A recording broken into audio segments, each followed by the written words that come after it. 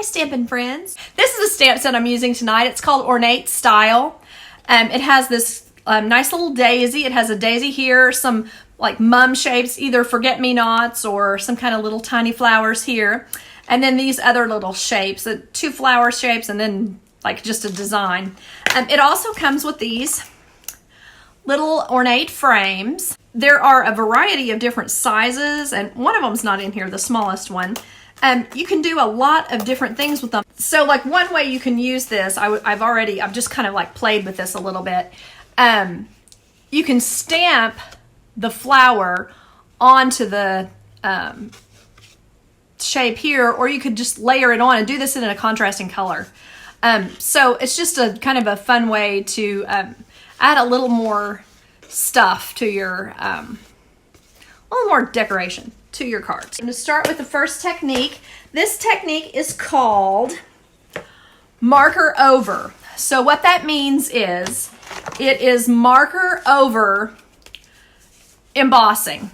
So this has been embossed with white embossing powder and white craft ink. Now let me show you, if you think, sometimes I like to make things easy on myself. This is what it looks like if you use clear embossing powder and white craft ink. So you can see it's just kind of gray. So you probably don't want to do that on this unless you're going to make a gray card, which could be really cool. I'll probably try to post that at some point just so you can see kind of what is going on with, you know, what could be done with when you make a mistake. One other thing that you want to do is use your embossing buddy. I did some of these, and I did this first, and I was thinking about making these some of the color challenges. Here you can see this one. Let me try to get it close enough. I did not use the embossing buddy on this, and so there's little white speckles all over. And then on this other one, I did use the embossing buddy, and on all of my cards, and so it makes it just a more clear image. It doesn't have as much scatter. Okay, so there's my little plug for the embossing buddy. If you don't have one, you need one. How I'm going to do this is, I wanted to show you a couple of different things with this. The layer, this black layer, is not exactly the size of a card front. So what I did first was fold my card and then kind of imagine laying it on here. And so you can see it's almost a 1/4 inch too big for this to mat on there perfectly. So I just took my little cutter, and I'm taking a gamble that I really think this is going to be in the catalog when it comes out. But, you know, if it's not, we'll just be sad that I've been showing it to y'all for a while. So, because it is a nice little cutter to have and show on videos because it's so nice and small. So there I've cut off a little bit, and then I can kind of imagine if I like how that looks. I think that's a nice layer. Now what I've done was I cut this out of the center of here, and this was to save paper. And then I layered this. Now one thing that's a little strange on this, I layered it onto the black where it was the size of the black.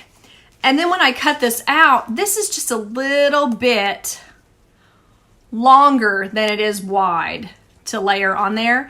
So, but I think this looks better this way than cutting this small and having more black show on the end.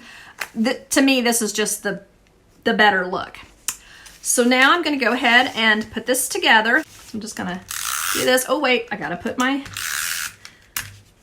ribbon on. Don't want to forget. I'm going to go ahead and I guess I should put this where you guys can see it while I'm working so I can remember what I'm doing. Let me see here. Cut my ribbon. And I'm going to wrap it around here. There we are. Whoops. I'm being wild and crazy.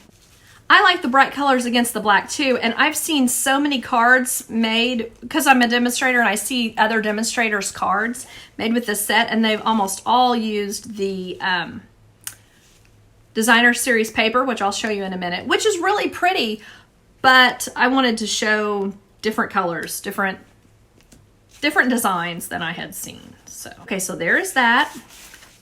And now I'm ready to layer this on. And then on this, I'm just gonna put a little bit of snail across the bottom here, just to kind of hold it. But then I'm gonna put the points in the corners.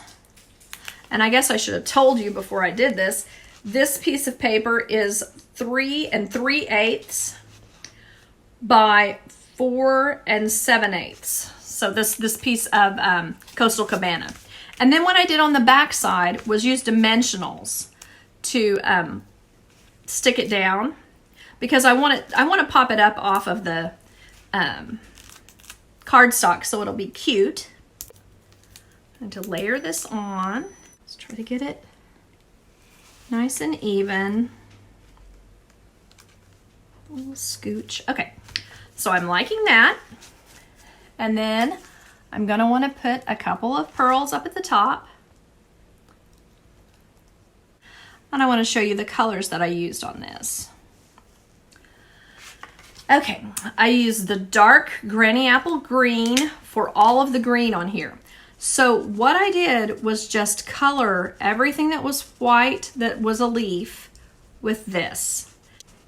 And it doesn't take a whole lot of time, but you do want to do a pretty good job because you don't want a lot of white, except for what is supposed to be white. Next will be the centers of the flowers, and another thing when you do this, sometimes you get, even though you've done a good job, and you always want to do that, make sure you do a good job of heating this up with your heat tool so that nothing is loose, because if you get loose, that's going to make kind of a little mess on the tip of your marker. You don't want that. There will be a little tiny bit anyway, but for the most part, you don't want it to just be covered over with unheated embossing powder, because that would just be awful. Get some paper here so I can color it off. Yeah, make sure I got it off before I put it away. Then I'll show you a little bit of orange. Oops, wrong end. You always want to, if you're doing something like this, you always want to use the blunt end to color. And you can kind of on this, on some of this, you're not going to see, unless you get out in here into the black, you're not going to really see that you're not staying in the lines. So there, I think you can see I would color this much darker and be sure that there's very little white showing, because that just makes it more vibrant. And you can also do the chalk technique where you would just take this card and make a black and white card. Okay, so there's the dark Poppy Parade. I don't think I'm using any light color on this except maybe on the Bermuda Bay. I can't remember. Anyway, I think you can see that. And then this is Coastal Cabana, but we don't have a Coastal Cabana marker. And then I started to use the dark Pool Party. That wasn't near dark enough. So I got out the Bermuda Bay and I started using the light Bermuda Bay. And then I decided I like the dark Bermuda Bay, because when you put white under something, it really lightens it, of course. And so the dark Bermuda Bay, I mean, that's a dark color. And you can, I'll show you there. So that's really dark. I mean, so dark. But when you look on here, it's not too dark at all. So that's another thing to consider. Like if you're going to start to do this on an image, I would go ahead and make an extra one or make a different image. Or if you make a mistake, go ahead and heat emboss it. And then you can use it to test your marker colors and see what colors you actually want to end up using, because you may change your mind a little bit as you go, like I did. So anyway, something to think about there. So anyway, there is that. So I think you can see how I end up, like, you could also leave things white. So, that would also be pretty. I liked leaving these daisies white. I thought it made a really nice, bright contrast there.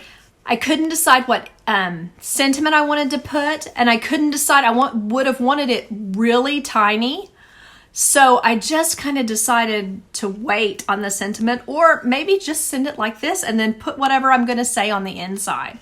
So that is all for that card tonight.